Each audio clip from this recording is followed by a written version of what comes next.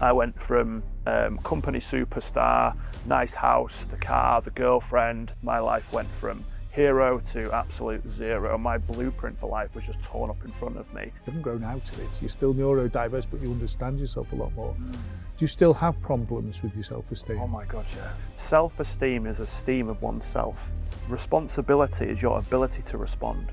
It's not my fault that I've got ADHD, but it is my responsibility. And that's a very big difference. So much of what we talk about is the perspective looking in. You only knew what you knew at that point. What I do know about you is that you help people now, particularly men. What did you do to get yourself out of that? Set an achievement task of going, right, I'm going to walk outside today for 20 minutes.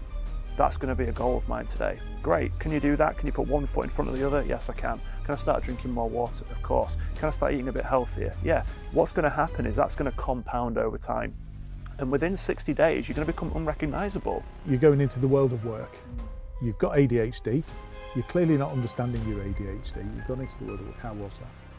Very difficult. Adam, welcome. Thank you. Welcome to ADHD Beyond the Label. Thank you for having me. Tell us a bit about yourself before we start. Oh, what do you want to know? Well, you said before we started filming, ask me anything. Yeah. I would sum you up as a vulnerable man that's really strong, displays strength by being vulnerability. Where did that come from? The ability to feel from a very young age, but that was often looked at as a weakness growing up. And I think it still is looked as a weakness, unfortunately, in men especially.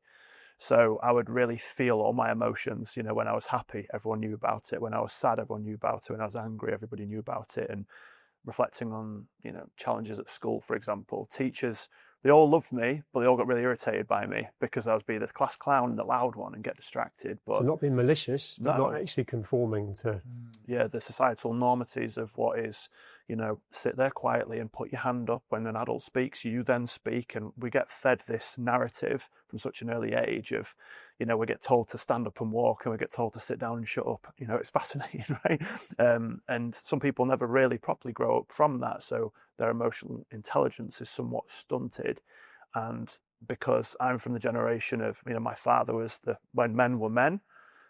He's not abusive, not aggressive, he's just emotionally unavailable because his father was emotionally unavailable or abusive and his father. So that was a challenge in itself that you're not really sort of allowed to feel in a sense. You can't really talk about it to a male figure per se. So then you become more dependent on mum, and then this can form relationships where you become codependent on women because you're searching for what you had with your mum and blah, blah, blah.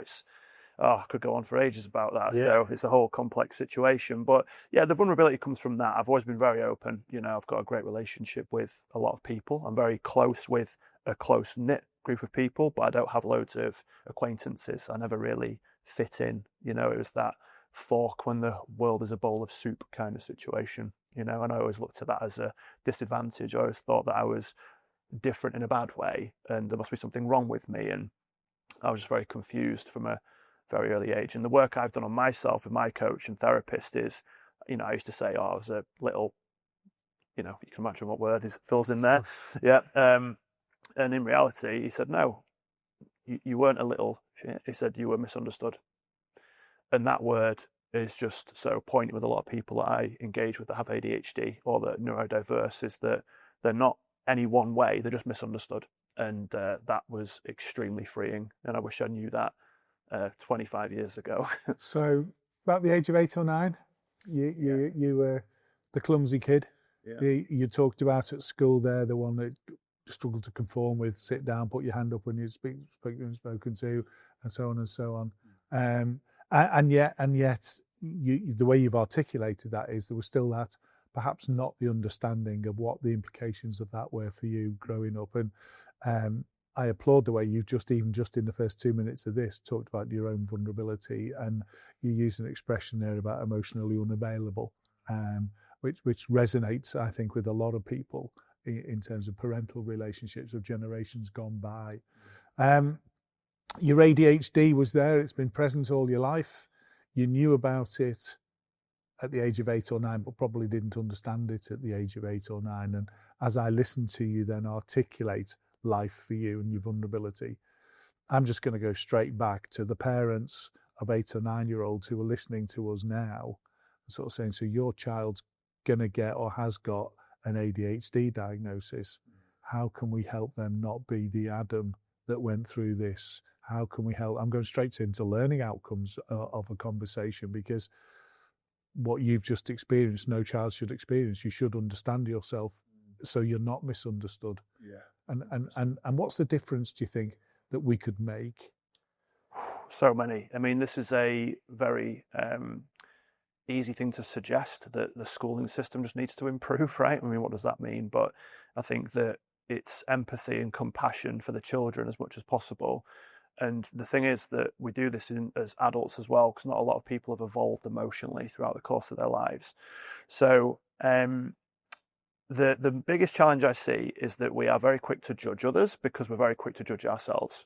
If we could replace that judgment with curiosity, I feel like the world would be a much better place. You know, why is she wearing that? Why is he doing that? Why do people always say that? Just pause a second. If you say good morning to somebody and they don't respond to you and you're out on a walk, it doesn't mean that they're ignorant or they're rude. It just means that they might have had a really challenging day. Explore curiosity. I'm wondering what made them not want to respond to me there. So when your child comes out of school, this is the biggest thing for any parent listening. Don't fix the problem and don't rescue and put the cape on. What happens is children will come out and they'll say, Mummy, I've had the worst day ever. I'm so stupid. I'm so ugly. Now, what tends to happen, there's something known as the drama triangle. What's happening is the child is in victim state because they feel like a victim. But what we do is we go to rescuer, or we go to the persecutor. So Mummy, I'm stupid, I'm ugly, turns to, no, you're not, darling, you're amazing, you're wonderful. I had one guy that I'm coaching at the minute, he said, I just can't connect with my son, and I don't know why. I said, what's happening? He said, well, the other day he told me he was ugly, and I said, don't be so stupid. I said, oh, right, so now he's ugly and stupid. Brilliant. And he's like, oh my God, is that what I said? I said, yeah, because you're invalidating his feelings. Children are just smaller versions of us, and they're entitled to feel. So you have to allow the child to feel without fixing, and you have to just let them express themselves. So instead, be curious. And this is the hardest thing to do, by the way, because we're so attached to our children. I don't have children, but you get the point. So, Mummy, I'm stupid, I'm ugly. Give yourself a pause. Stupid and ugly. Use the exact wording they said. You have to match and mirror their language. It's an old sales technique as well, and you are in a negotiation with a child more often than not. So, that seems quite strong. Where's that come from? Well, you know, a kid just called me ugly and stupid today. Okay, well, would you say that that means it's true? Or would you just mean that that's just something that they've said to you today? Well, yeah, okay, I guess it's not true. Great. So what would you say there is something that you love about yourself? What's something that you really admire about you? Well, I'm really kind. Great. You've just switched straight away and you flip the triangle, because now the victim has gone into the creator stage. They've broken free from this narrative that I'm not enough, I'm stupid, I'm ugly, I'm fat, I'm too slow, I'm too whatever, to maybe I'm quite good. Because the persecutor becomes the challenger. The rescuer becomes the coach in that dynamic. It's known as the empowerment dynamic. Because when people get sick of rescuing, you keep them in victim state. So, Mummy, I'm ugly. No, you're not, sweetheart, you're amazing. And let's say they say that every day, because now they've associated validation with vulnerability. So every time I show vulnerability, Mum or Dad validate me. Great, I'm just going to go back for another hit of that. This feels amazing. But after a while, the rescuer gets sick of it, and they might turn to persecutor. You're not ugly. Will you stop saying that? Why are you shouting at me, Mummy? They stay in victim state again. It's the most unhelpful thing, and we do it with our partners in the present day. So let's take that to let's take that back to the neurodiverse world for a second. You were talking, bring it back to you, if I may. Yeah. At school, the kid that wasn't fitting in, you weren't able to sit still, put the hand up, and you'd be blurting out, I presume, and all of those kind of things that make you unpopular with your peers as well as the teachers, or acting the goat and being the stupid, playing the silly pranks to defend wherever you were with your emotions, I presume, and what have you.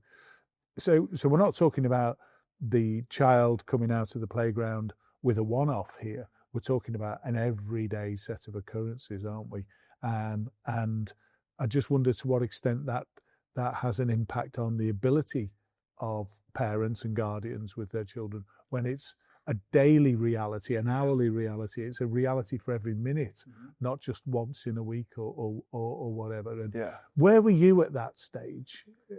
Where did you? Can you remember looking back to school how you felt at that Oh time? God, yeah, I felt like an idiot. I was like just so confused as to why can every other child, 'cause I had dyspraxia as well. So dyspraxia is hand-eye coordination problems, and you lose your place on the blackboard. So my writing's so bad that I'd be looking up at the blackboard, I'd lose my place, and I'd be like, oh, it's there. Write down so quickly, I can't read my writing now.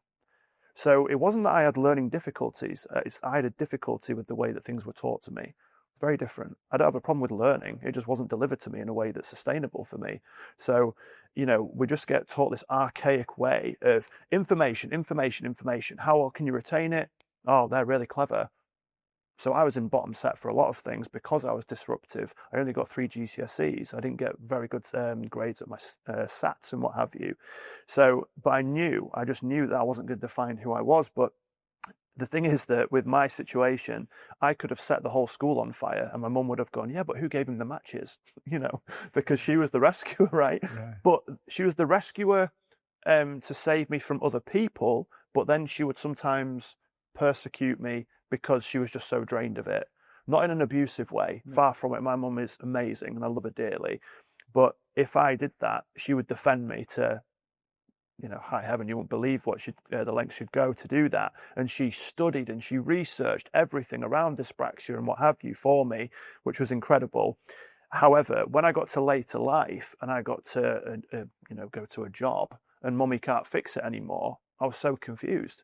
I was like, oh, well, what do you mean? Because I wasn't this amazing, great person that I thought I was sometimes because mum always told me it was going to be okay, you're great, you're awesome, trying to build self-esteem when in reality it was destroying self-esteem because I'd always need the hit from mum to tell me how great I was. So how was work when you first went into it? Here we are, and I'll be straight with you. You're an incredibly articulate young man. You really are incredibly articulate. So there's no doubt about intelligence and wealth of information and the ability to communicate, is there? There's no doubt there. Pleasure to listen to. It is. I appreciate that. It is incredibly. But there you go. You're going into the world of work. You've got ADHD. You're clearly not understanding your ADHD. You've gone into the world of work. How was that? Very difficult. Why is that? Because of that reason of the being very misunderstood again. But when I reflect now, I have so much empathy for that 18-year-old and so much compassion. I'm like, mate, you were just lost. You were so confused, bless you. And I used to judge myself for that. And then what happens is you judge yourself, then you develop guilt, then you develop shame. Because guilt is I did something bad, shame is I am bad. I am that thing. I am the disruptive clown. I am an idiot. Oh God, why can't I just settle? Why do I have a problem with authority? And again, I said this to my coach. He said, no, Adam, you did not have a problem with authority. If a policeman came up to you and said, don't do that, would you abide? I said, absolutely. So that's the thing. You have a problem with being disrespected. And I was like, oh my God. And I was being disrespected because I was being spoken to in a way that a neurotypical person might be okay with. Mm-hmm. Whereas neurodiverse, it's like, oh, my whole world's ended. So if I got a text message or an email saying, oh, I need to talk to you tomorrow, I'm like, right, that's it. I'm getting sacked. I'm done. Yeah. They're going to kick me out and I'm just going to be a complete loser my whole life. And, there's no wonder they want to call me in because I do this, and this wrong. When some people will just get a message and it'll say, oh, by the way, we need to talk to you tomorrow. They're like, okay. My brain did not think like that whatsoever. So I would catastrophize. And this would almost like create this distorted view of reality. And I'd just get so irritated at myself. And actually on that, with the whole escaping from reality, I know that, because we know each other outside of talking now, that did you use alcohol to try and escape and as a coping mechanism? Because ultimately, this is where it scares me to think as a bigger picture conversation, so many people are masking and hiding through drugs, alcohol, and ways of running away from behaviour. Does that relate to you? People pleasing. If I could be validated and feel like I was enough, I would make people laugh in the classroom and do anything I could just to get the attention off me. So there's negative attention. How do I get them to like me? I know I'll make them laugh. Cool. With alcohol, it was just wearing a mask everywhere you'd go.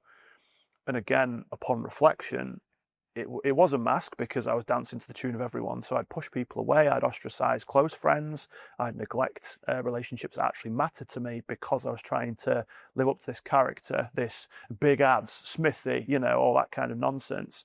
And I fed into that BS for so long because I just wanted to feel enough. I just wanted to feel good enough. And if people told me I was, great. And when you're working in the best cocktail bar in town, you create this false sense of superiority in your mind of, I'm amazing, everyone wants to come see me. It's like cheers, everyone gives me a high five. No, they want free drinks from you. No, they want queue jump from you. No, they want discount. And I didn't know that at the time. I was just thinking, everyone loves me because I'm working behind a bar. This is great. You can talk to women, you can do this, you can do that. All the while, you'd have like a one night stand, for example, and you'd go, I'm an idiot.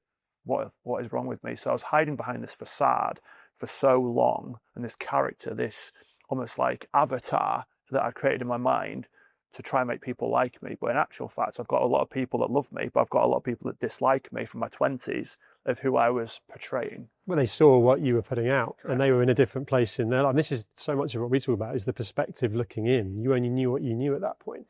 What I do know about you is that you help people now, particularly men that are in that place and dealing with kind of masculine toxicity, if you like, that goes with it. What did you do to get yourself out of that? And how do you help people? So imagine someone watching this now, listening to this and going, oh my God, that's me. Or my friends like that. They recognize that behavior. What are the habits you build to pull out of that? Great question. So yeah, I'll say that I'm in recovery, but not from alcohol. I'm a recovering people pleaser. It caused me no end of issues, not just with women, with alcohol, with all sorts of different things with employers, you name it. I tried to please the customer, then my employer would be annoyed at me, because I just didn't want anyone to have a bad perception of me, not of the business. So this showed up in every single facet of my life, and I'll run through it very quickly. I went from company superstar, nice house, the car, the girlfriend, to unemployed, single, lost 3 family members in the space of a month, suicidal, nearly ended my life in 6 months. My life went from hero to absolute zero. My blueprint for life was just torn up in front of me. And that day, I was at my best friend's father's wake, and I drank 10 pints, and I thought, this is the way I'm going to do it. This is the way I'm going to end my life. So that's how bad it got. And I didn't want to die. I wanted the pain to stop. This constant cycle of misery and despair and self-judgment and self-deprecating language that made me feel like an idiot and that the world would be better if I just wasn't here. That's how bad it got, because it was rejection after rejection after rejection, in my mind at least. And then it becomes a self-fulfilling prophecy. And then you go, well, that's just who I am then. So I'm stuck in this shame cycle and I couldn't break free. And the thing is that day, though, because I was on the way to crashing my car at 100 miles an hour, 500-600 feet away from the bridge, and I got a phone call and it just said, Mum is calling. And as soon as I saw the thing of Mum, I was like, oh my God, what are you doing? Answered the phone. Hey, Adam, you've left your wallet here. Do you want me to drop it off for you? It's like, bang, snapped out of it, car spun out of control. And I'm sat in the lay-by and I just sobbed for hours. But what happened was, it wasn't like an epiphany or a religious moment or anything like that. It was just a moment of, how grateful am I? Because I've got a mum that loves me, and I've got a dad that loves me, and I've got friends, and I've got family. I'm at least healthy. I can get myself out of this. And I knew it was going to be a slow process. Brick by brick, I had to rebuild this foundation. Put control back. Correct. Yeah. And what can I do to move forward? And what I'd advise anyone that's struggling right now, maybe not suicidal, right? Not everyone's at that state. Maybe you're just low. Maybe you're just a bit down in the dumps. Maybe you are a bit depressed. Maybe you are a bit overweight or drinking too much. You want to set your bar really low of what you expect of yourself. And Jordan Peterson talked about this. And the reason why is because if you say to yourself, I have to achieve marathon status and I have to own a 6-figure business and do that, and then you compare to your current reality, which might not be that, you're going to think you're an idiot again. Set an achievement task of going, right, I'm going to walk outside today for 20 minutes.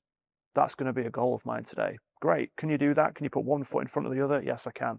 Fantastic. Tomorrow, can you do the same for 5 minutes longer? Sure. Can I start drinking more water? Of course. Can I start eating a bit healthier? Yeah. Can I take a little bit of a break from alcohol, perhaps? Yeah. Give myself 30 days. What's going to happen is that's going to compound over time. And within 60 days, you're going to become unrecognizable. If you allow yourself that grace period and compassion and empathy that you would extend to your best friend's grandmother. You won't call them an idiot. You won't call them an F in this and an F in that, would you? You'd be supportive. You'd be kind. You'd be nurturing. Do that to yourself too. But it's not cool to do that as a man, because you have to use self-deprecating language. When you walk into a room of a group of guys, I used to see it in bars when I worked in hospitality, Women would get complimented on their outfit and then they'd go to the toilet and they'd all talk about the friend and they'd go, oh my God, what's she wearing that for? Men walk in and go, haha, you bald idiot. And you'd be like, what? Where's that come from? What are you wearing that for? You're like a right knob. So it's just so deeply ingrained. But the thing is, a lot of men are smiling in the light, but they're crying in the dark. And what's happening is Joe blogs that day, right? I've not got a stick up my backside. I like to have banter. I like to, have a bit of a laugh. But Joe blogs might have put that shirt on today, and that's the only shirt that he feels comfortable in. And he doesn't have to pick it off his stomach every time he sits down because the buttons aren't going to do that, and then it's going to reveal his tummy, and then he's going to feel insecure. These are real problems. And he walks in, and his mates just ruin him for it. But it's not about the shirt, it's about what the shirt represents, and that shirt represents comfort and safety for that man. But you just ridiculed him for 20 minutes about it. And I have had men do this. They go home and they cry. They sit on the end of the bed because a lot of men are suffering in quiet desperation because they don't know how to express themselves. Because guess what? If they do, they get judged and fixed. Oh, mate, calm down. It's only a laugh. I appreciate that. But you don't know how much he's suffering because he's wearing this mask. He's got this facade. He's got the avatar. He's got the character. And this isn't 25-year-old lads that are insecure. This is 45 to 55-year-old CEOs. Because that's a key part of what you do, right? We were talking before, and I know that from knowing you, but with Phil included in that, you look after some incredibly successful people and outward facing, they're successful, confident and so on, but you'll see the other side of it, right? Correct, And that's self-esteem is a huge determinant for us all, isn't it? It is. And I'm going to bring it back to an ADHD agenda if I can, because Sure. I think it's really important to keep making those links. And all of that misunderstanding from boyhood through childhood, adulthood, pubescent, and all of those things, that understanding builds and builds and builds, doesn't it? Misunderstanding builds and builds and builds. And of course, if we don't understand ourselves, other people are not understanding us as well, self-esteem just plummets, doesn't it? It does. And I can only imagine that yours did. Everybody I speak to in the ADHD world suffers with that incredibly low self-esteem. And here you are now. I look at you and I'm listening to you in awe. And I will tell you, your shirt looks great. But genuinely, you seem to be on top of it. But I would imagine, being neurodiverse, you haven't grown out of it. You're still neurodiverse, but you understand yourself a lot more. Do you still have problems with your self-esteem? Oh my God, yeah. Like, the thing is, with self-esteem, I'm obsessed with language and words. Self-esteem is esteem of oneself. Responsibility is your ability to respond. It's not my fault that I've got ADHD. It's no one's fault. It's no one's fault that I've got dyspraxia, but it is my responsibility. And that's a very big difference. So it's my ability to respond to how I'm feeling in that moment. So I have to almost surrender to the feeling and allow the feeling to be present, because no one died from feeling an emotion, but loads of people die because they suppress their emotions. There's a very big difference. So I feel sad today, okay, because most people go to the three main ones: stress, anxious, and depressed. What if we got a little bit more intentional about our label today? Maybe you're overwhelmed. Maybe you're not anxious. Maybe you feel a bit low. Maybe you're tired. Maybe you're not depressed. Because what happens is you have a thought, then you have a label, then you have a belief, then you have an action, then you have your results. You can't control your thoughts. I am not my thoughts.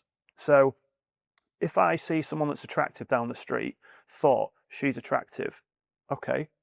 It only becomes real if I express it to the individual and go, hey, you're really attractive. And she might go, F off. Okay, no worries, right? But it only becomes real. So the thought isn't real. You have 2,000 thoughts an hour on average. Neurodiverse people probably have more, and 80% of those are negative. If you're on the motorway and you see an accident, you don't think, oh, what a wonderful scenery. You think, oh, I'm going to be late now, even though there's been a crash and there's a family maybe dead in that car. So we do that with our thoughts as neurodiverse people. We catastrophize very quickly. So it's important to catch yourself at the thought. So I just had this yesterday. Oh God, I'm so overwhelmed. Do I take Christmas off? Do I keep working? Pause, Adam. Label. How are you feeling today? I'm feeling really tired actually. So I'm going to give myself a bit of grace period. I'm going to have a nap. It's 2 p.m. I've not got a call till 4. I'm going to have half an hour nap and I'm just going to relax. Okay. So my belief is that's okay. I don't need to judge myself and go, you're lazy, you're an idiot. The action is I've got self-compassion. I feel energized now. The result, I'm ready for my client call. As opposed to stroking my face and going, oh, for God's sake, why am I like this? What's wrong with my brain? Listen to your body. Your body keeps the score. If you're exhausted, have a nap, rest. Because a lot of the challenges with ADHD is you can't see it. for the most part. Everyone just thinks it's a hyperactive puppy, running around and you're just like this all the time. You're not. A lot of the times you could be just like this in complete paralysis, but your brain is doing this and it's spinning at 100 miles an hour. Very, very different. So to answer your question in short, I absolutely have challenges every single day, but it's practicing the same way it's called meditation practice, the same way it's called practicing gratitude. Every day it's a practice, and practice doesn't make perfect. We've been told a lie. Messi still misses penalties. He's pretty good at football, right? So it's practice makes permanent. It's a permanent standard that I have for myself to acknowledge what I'm feeling. I'm wondering why I'm feeling that and how I can maybe bring in some more helpful beliefs to change that feeling. That's all it is. So if you have an unhelpful belief around yourself, just know it's going to be okay. It's going to pass. What's a more helpful belief? Not false positivity. I'm not into that whatsoever. You don't dance around your garden going, there's no weeds, right? Those weeds are going to take your garden. Instead, you just go, right, this is how I'm feeling today. I need to deal with my reality today, and tomorrow might be a bit brighter. It might be a bit better. Being present, right? There's a lot of that. Yeah, you're making time to stop, having a positive chat with yourself, being present, and then taking a next action that's good for you. Is that hard to do from an ADHD point of view? And the reason why I ask that is that you've practiced that from a young Adam. You've got the perspective and maturity now to do that. Is that something that someone listening could be like, I don't know how to do that? You mentioned earlier 1 step, 2 step, and just start. Is it just about building those habits? Because you're proving it, you're doing it. You did that yesterday, you stopped, I'm going to have a nap and so on. I'm just wondering your combined experience of people that would be like, I don't know how to do that. Adam, I've met a lot of people. 22 years I've been working in ADHD. I've met a lot of people across the world. You are pretty unique in your grasp of your own situation. And so is that a discipline that he's got but that's aspirational as well, right? That's exactly my point. Is to answer your question, I think it's bloody difficult for people with ADHD to get to where you've got to. And I think the core group of people that we're talking about, people with ADHD, let's say young men with ADHD, every young man I've met with ADHD, I've never met one who's got a grasp on their own emotions, their own vulnerability as much as you. And that's where you're able to articulate it and build a successful career. That entrepreneurial skill that you've shown is a flair and partly driven from the positives of your ADHD, but harnessing it. So what I think our mutual responsibility here is two things. I keep using this word every time we talk, but rid this of shame. Totally rid this of shame and be prepared to explore that vulnerability. And you're offering a lot to the C-suite of people, coaching them and what have you. I really would like to work with you with the middle-aged, the young men, male community, because suicide in men is incredibly high. No one's saying suicide in men with ADHD is incredibly high, but that's the message that we could start to actually look at, because there's an increased vulnerability, there's an increased sensitivity, there's an increased set of outcomes here. And what you're portraying is it's okay to be vulnerable as long as you take progressive steps to deal with that vulnerability. Don't patronize anyone. It's okay to be vulnerable. We're all vulnerable. That's patronizing nonsense. Yeah. You're talking about, and these are positive steps that we can take to slowly learn how to deal with our vulnerability. For the first is acceptance, isn't it? Yeah. And then deal with it to turn that to not a strength, because it's a weakness. It's not a strength, but you can turn it into something that you can live with. Go back to Dan and the conversations we had with Dan. Dan's an amazing professor we met with in another program. He said, we're always going to have cancer because we've got multiple cells. If you've got multiple cells, you're going to have cancerous cells. Fact of life. We're always going to be vulnerable. We're always going to feel vulnerability. So we've got to get better at actually coping. And our ADHD community is not going to do that on its own. No. That's your point. You need role models. You need people with the lived Absolutely. experience. But then what I love about Adam is he's got the lived experience, but then he can also have that perspective of all sorts of different people that come into his world as a coach. Yeah. And actually, I love the fact that what you struggled with, you now help people with. That must feel fulfilling. That must give you proper purpose. It's amazing, because the thing is, the problem isn't men talking. Loads of men talk. It's that men get fixed when they talk, so they're reluctant to do so, or they get punished when they talk. When I talked about my levels of depression and anxiety, my partner left. When I talked about that, I got forced out of my job. When I talked about that, all my friends left. No one wanted to be around the big guy that's, with in touch with his emotions. Yeah. I remember leaving, you know, when I got pushed out of my job, walking down the street, walking down Leeds High Street in floods of tears. People looked at me like I had an axe. You know, they were like, "Oh my God, don't go near him." You just don't see it though. No, when there's a problem with women, generally it's a society issue and we need to fix it. When there's a problem with a man, it's a man problem and you have to fix it yourself. And, you know, it's not that I'm anti-women, far from it. That's not the point here at all. It's that I'm an advocate for women, I'm an advocate for men, I'm an advocate for people. We have to just get better at listening, and we have to get better at holding the space. And that space is only held, as it were, or created with emotional safety. And that emotional safety comes from listening and asking more questions. What do you need from me in this moment? That's it. You don't have to go, "Oh, mate, don't worry about it. You know, there's plenty more fish in the sea." That's what I got when I went through my breakup. What does that mean? I'm not bothered about the other fish. I love that fish. I don't want that fish back, right? So talking about all the other fish is absolutely irrelevant to me right now, because that's not the pain I'm experiencing. Had I had a friend at the time just go, "Mate, you know what, this is okay, and this will pass, but I'm here for you. And if you ever need me, just ring me." I had maybe 1, 2 people like that, as well as my family, of course. So yeah, it's not the fact that men won't speak, it's that we fix people and we tell them that they're going to be all right, when in reality sometimes they just need to sit with a friend, or sometimes they just need to be reassured. You've already said it, but the articulation is amazing. I'm also conscious that there's like a tribe forming amongst everything we're doing, and I'm aware of time that we're going to need to wrap up, but that very much is where, from your, again, lived experience and articulation, it's golden for anyone watching this. It absolutely is. And if there's a young man in his 20s with ADHD, or believing he's got ADHD or ADHD diagnosed but still doesn't understand himself, we've got to take today as a foundation, a cornerstone, and actually do something for that young man, to stop that young man being in the car driving at 100 miles an hour towards a bridge parapet. We've got, I believe we've put ourselves under a responsibility to try and bring more awareness of this, and you've inspired me today without a shadow of a doubt. For every young man with ADHD who will be struggling with their vulnerability, struggling to understand themselves, masking, making those behaviours, let's stop people feeling they've got to hide. Let's stop people. Awareness is great, action's better. So ADHD Action is a project, for example, you could create, you know, and go, right, what are we going to do about it? Because being aware of it doesn't really do anything. You know, talk doesn't cook rice. You have to make sure we're doing something, and it is step by step. And it is the self-esteem can be built so quickly by following through with what you said you were going to do. But that commitment I'm looking for today is getting outside for 10 minutes, and it's drinking more water and it's eating healthier. Can we do that? That's all we need, and then we can build slowly. We need to carry this conversation on outside of this, but this has been a pleasure. Adam, you're an absolute gentleman. Thank you very much for having me, mate. Thank you. Superstar. Inspiration. Thank you. Cheers. Thank you.